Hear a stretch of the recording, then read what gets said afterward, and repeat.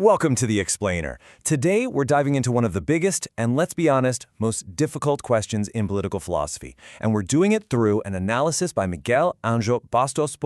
So right off the bat, here's the central question. It's a tough one, isn't it? When we think of defense, our minds almost immediately jump to a state-run military with tanks and jets. But what if that's just a habit?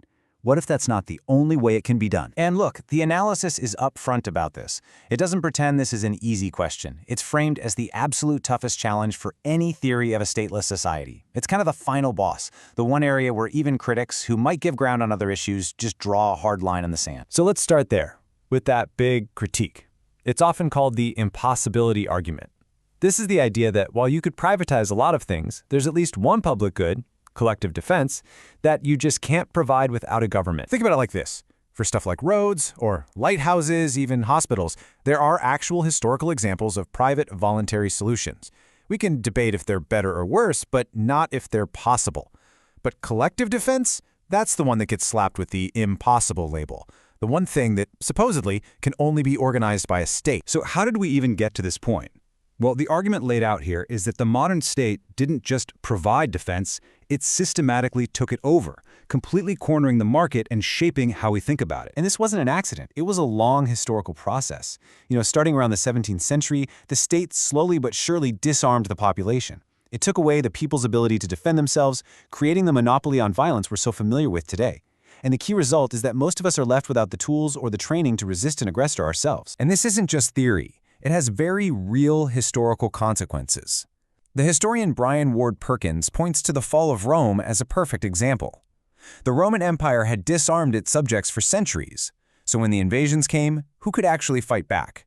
Well, it was the groups on the fringes of the empire, like the Britons and the Basques, the ones who had kept their own means of defense. All right, so this brings us right to the core of it. If the state's monopoly isn't the only way, and maybe even has some big downsides, then how does a stateless society organize its own defense? The analysis breaks it down into 4 key mechanisms, 4 ways that people have, historically, come together for collective action without a government telling them what to do.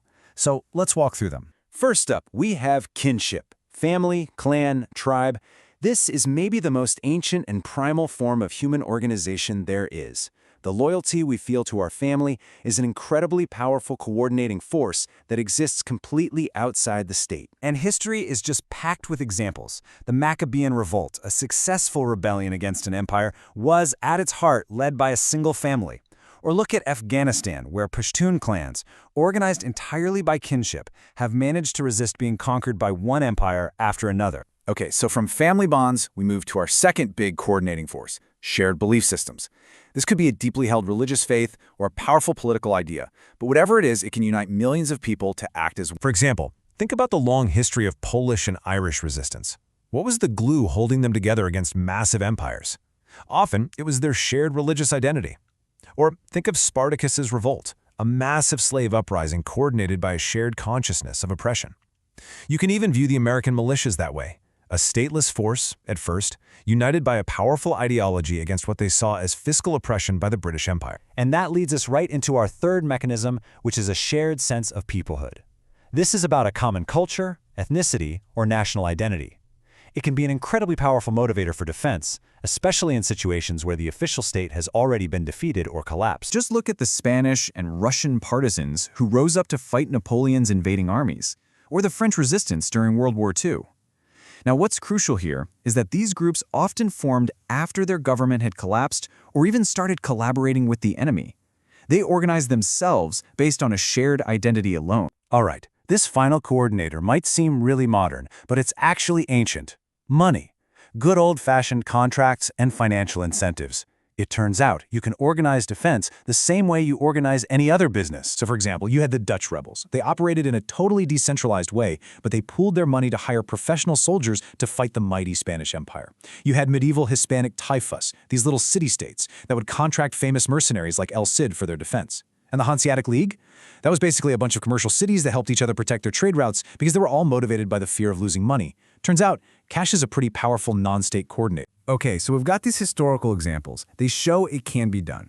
So what could all this mean for the future of war and maybe for the future of the state itself? The source uses this really striking term, entrepreneurs of violence. And the idea here is to stop thinking about these stateless defense groups as just chaotic mobs and start seeing them more like businesses or startups. They're born from people voluntarily cooperating because they share a common interest, whether that interest is protecting their family, their faith, or their finances. And this plugs right into a huge idea from the military historian Martin van Creveld. He says the relationship between war and the state is a two-way street. Sure, the state shapes how war is fought, but new ways of fighting can, in turn, make the state itself obsolete. Here's the analogy that makes it all click. Gunpowder and cannons came along, and suddenly, the big stone walls of the feudal castle were useless. They became obsolete. So the author asks, could new forms of decentralized, non-state conflict do the exact same thing to the modern nation-state? So we've seen how, historically, defense has been organized through kinship, ideology, and contract. If we start thinking of these as enterprises of violence, it leaves us with one fundamental and pretty provocative question to think about. What happens to the state when its main job, its monopoly on defense, can maybe be organized without it?